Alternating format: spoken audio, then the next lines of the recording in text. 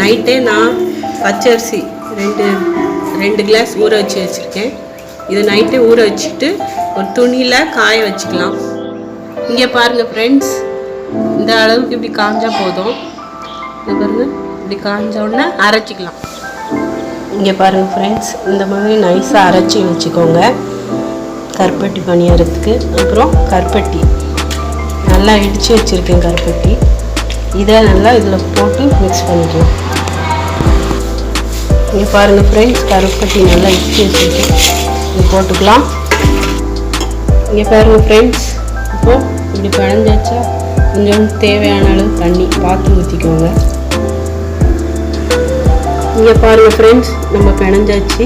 இது ஒரு அரை ஹவர் அப்படியே மூடி போட்டு வச்சுக்கலாம். அப்புறம் பொரிச்சு பார்க்கலாம். நல்லா ஊறிடுச்சு, கருப்பட்டி நல்லா ஊறிடுச்சு. ஊற்றிக்கலாம்.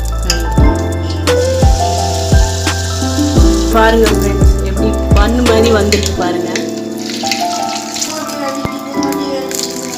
இங்கே பாருங்கள் ஃப்ரெண்ட்ஸ், இதே மாதிரி எல்லாம் பொரிச்சு எடுத்துக்கலாம். அப்புறம் பார்ப்போம்.